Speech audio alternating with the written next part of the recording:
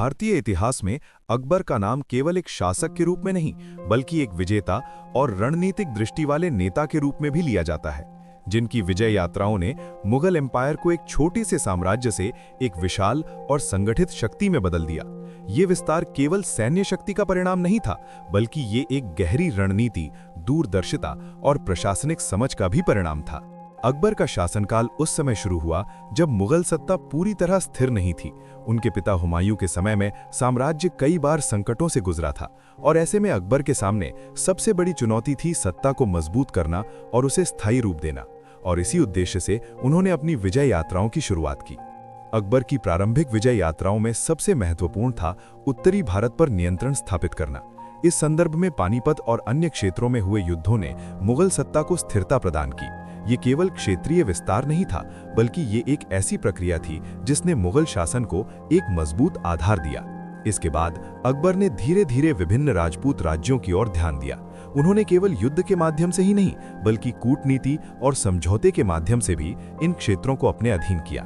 ये उनकी रणनीति का एक महत्वपूर्ण पहलू था, क्योंकि इससे उन्हें न केवल क्षेत्रीय नियंत्रण मिला, बल्कि स्थानीय समर्थन भी प्राप्त हुआ। इस प्रक्रिया में अकबर ने ये समझ लिया था कि केवल सैन्य शक्ति के बल पर एक विशाल साम्राज्य को बनाए रखना संभव नहीं है। इसलिए उन्होंने अपनी विजय यात्राओं को एक व्यापक दृष्टिकोण के साथ जोड़ा, जहां युद्ध के साथ साथ संबंध, सहयोग और प्रशासनिक स्थिरता को भी महत्व दिया गया। अकबर की इन प्रारंभिक विजय यात्राओं ने ये स्पष्ट कर दिया कि वो केवल एक योद्धा नहीं, बल्कि एक दूरदर्शी शासक थे, जो ये जानते थे कि एक साम्राज्य को केवल जीतना ही नहीं, बल्कि उसे स्थिर और संगठित रखना भी उतना ही महत्वपूर्ण है, और यही उनकी सफलता का आधार बना। इस प्रकार अकबर की विजय यात्राओं का प्रारंभिक चरण हमें ये समझाता है कि ये केवल युद्धों की श्रृंखला नहीं थी, बल्कि ये एक सुनियोजित और संतुलित प्रक्रिया थी, जिसने मुगल साम्राज्य को एक नई पहचान दी। अकबर की विजय यात्राओं का दूसरा चरण वो था जहां उनकी रणनीति और अधिक परिपक्व और व्यापक होती दिखाई देती है, क्योंकि अब उनका उद्देश्य केवल उत्तरी भारत तक सीमित नहीं रहा, बल्कि मुगल एम्पायर को एक अखिल भारतीय शक्ति के रूप में स्थापित करना था। और इसी लक्ष्य के साथ उन्होंने मध्य और पश्चिम भारत की ओर अपने अभियान बढ़ाए। इस चरण में मालवा, गुजरात और राजस्थान के क्षेत्रों पर ध्यान केंद्रित किया गया। ये क्षेत्र न केवल सामरिक दृष्टि से महत्वपूर्ण थे, बल्कि आर्थिक रूप से भी अत्यंत समृद्ध थे। विशेष रूप से गुजरात का नियंत्रण व्यापार और समुद्री मार्गों के लिए अत्यंत आवश्यक था, और अकबर ने इसे समझते हुए इस क्षेत्र को अपने अधीन करने का प्रयास किया। गुजरात विजय अकबर की सबसे महत्वपूर्ण उपलब्धियों में से एक थी, क्योंकि इसके माध्यम से उन्हें न केवल एक समृद्ध क्षेत्र प्राप्त हुआ, बल्कि अंतर्राष्ट्रीय व्यापार पर भी उनका प्रभाव बढ़ा। ये विजय केवल सैन्य शक्ति का परिणाम नहीं थी, बल्कि इसमें तेजी, योजना और समन्वय का भी महत्वपूर्ण योगदान था, जिसने इसे सफल बनाया। राजस्थान के संदर्भ में अकबर की नीति और भी दिलचस्प थी। उन्होंने कई राजपूत शासकों के साथ युद्ध किया, लेकिन साथ ही उन्होंने विवाह और संधियों के माध्यम से संबंध भी स्थापित किए। ये रणनीति उन्हें अन्य शासकों से अलग बनाती है, क्योंकि उन्होंने केवल बल के माध्यम से नहीं, बल्कि सहयोग के माध्यम से भी विस्तार किया।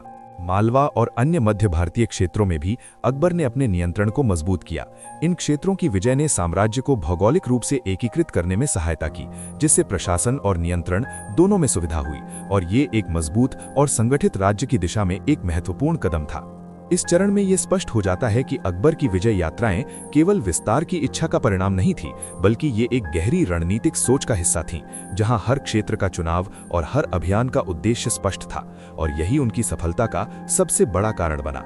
इस प्रकार मध्य और पश्चिम भारत में अकबर की विजय यात्राएं ये दर्शाती हैं कि उन्होंने अपने साम्राज्य को केवल बड़ा ही नहीं, बल्कि अधिक संगठित और प्रभावी भी बनाया, और यही इस चरण की सबसे बड़ी उपलब्धि थी। अकबर की विजय यात्राओं का तीसरा चरण वो था जहां उनका विस्तार अपने चरम की ओर बढ़ता है और मुगल एम्पायर एक विशाल और प्रभावशाली शक्ति के रूप में स्थापित होने लगता है, क्योंकि अब उनकी दृष्टि केवल मध्य और पश्चिम भारत तक सीमित नहीं रही, बल्कि उन्होंने पूर्व और दक्षिण की ओर भी अपने अभियान तेज कर दिए। पूर्वी भारत में अकबर का ध्यान मुख्य रूप से बंगाल और बिहार की ओर था। ये क्षेत्र न केवल उपजाऊ और समृद्ध थे, बल्कि सामरिक दृष्टि से भी महत्वपूर्ण थे, क्योंकि इन पर नियंत्रण का अर्थ था पूर्वी भारत में स्थिरता और संसाधनों की उपलब्धता।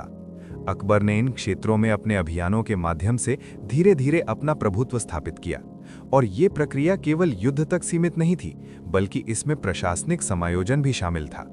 बंगाल की विजय विशेष रूप से चुनौतीपूर्ण थी, क्योंकि यहाँ स्थानीय शासकों और भूगोल दोनों ने मुगल सेना के लिए कठिन परिस्थितियां उत्पन्न की। लेकिन अकबर की रणनीति और उनके सेनापतियों की क्षमता ने इन चुनौतियों को पार किया और अंततः ये क्षेत्र मुगल साम्राज्य का हिस्सा बन गया, जिससे साम्राज्य की शक्ति और संसाधनों में वृद्धि हुई। दक्षिण भारत की ओर अकबर की नीति थोड़ी अलग थी, क्योंकि यहाँ उन्होंने प्रत्यक्ष नियंत्रण के बजाय प्रभाव और संतुलन बनाए रखने की रणनीति अपनाई। उन्होंने कुछ क्षेत्रों में अपने प्रभाव को स्थापित किया, लेकिन पूर्ण विजय का प्रयास सीमित रखा। ये दर्शाता है कि वे परिस्थितियों के अनुसार अपनी रणनीति को बदलने में सक्षम थे।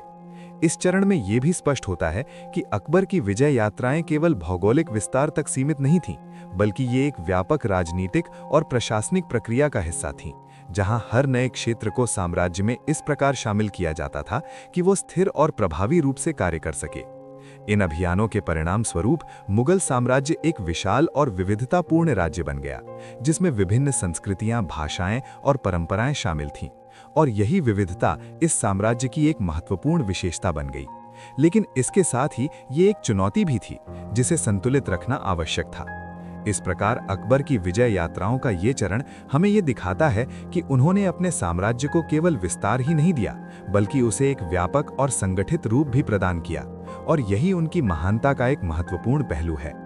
अकबर की विजय यात्राओं का अंतिम चरण केवल विस्तार का निष्कर्ष नहीं था, बल्कि ये उस विशाल संरचना को स्थिर और संगठित करने की प्रक्रिया थी, जिसे उन्होंने वर्षों के अभियानों के माध्यम से निर्मित किया था। क्योंकि मुगल एम्पायर अब अपने चरम विस्तार पर पहुंच चुका था, और इसकी सबसे बड़ी चुनौती इसे बनाए रखना थी।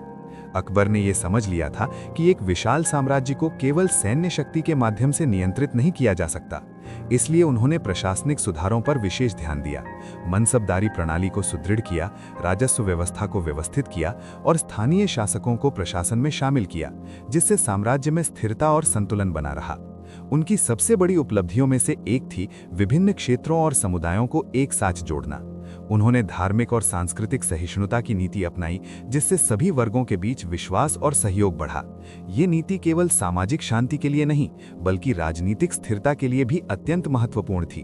अकबर की विजय यात्राओं का परिणाम ये हुआ कि मुगल साम्राज्य एक केंद्रीकृत लेकिन लचीली संरचना में बदल गया, जहां केंद्र की शक्ति और स्थानीय प्रशासन के बीच संतुलन बनाए रखा गया, और यही संतुलन इस साम्राज्य की दीर्घकालिक स्थिरता का आधार बना। हालांकि इस विशाल साम्राज्य को बनाए रखना हमेशा एक चुनौती बना रहा, क्योंकि जैसे जैसे विस्तार बढ़ता है, नियंत्रण और संसाधनों का प्रबंधन भी जटिल होता जाता है। लेकिन अकबर की नीतियों और उनकी दूरदर्शिता ने इस चुनौती को काफी हद तक संतुलित किया, और यही कारण है कि उनका शासनकाल एक स्थिर और सफल काल के रूप में देखा जाता है। अकबर की विरासत केवल उनके द्वारा जीते गए क्षेत्रों में नहीं, बल्कि उस व्यवस्था में भी दिखाई देती है जिसे उन्होंने स्थापित किया। ये व्यवस्था उनके बाद आने वाले शासकों के लिए एक आधार बनी, और इसने मुगल साम्राज्य को कई वर्षों तक एक मजबूत और प्रभावशाली शक्ति बनाए रखा। अंततः अकबर की विजय यात्राएं हमें ये सिखाती हैं कि सच्ची सफलता केवल जीतने में नहीं, बल्कि उसे बनाए रखने में होती है, और इसके लिए शक्ति के साथ साथ समझ, संतुलन और दूरदर्शिता की आवश्यकता होती है। और यही वो तत्व हैं जो अकबर को एक महान शासक बनाते हैं। इस प्रकार ये कथा केवल युद्धों और विजय की नहीं, बल्कि एक ऐसे दृष्टिकोण की है जिसने एक विशाल और विविधतापूर्ण साम्राज्य को एकजुट और स्थिर बनाए रखा, और यही इसकी सबसे बड़ी विशेषता और महत्व है।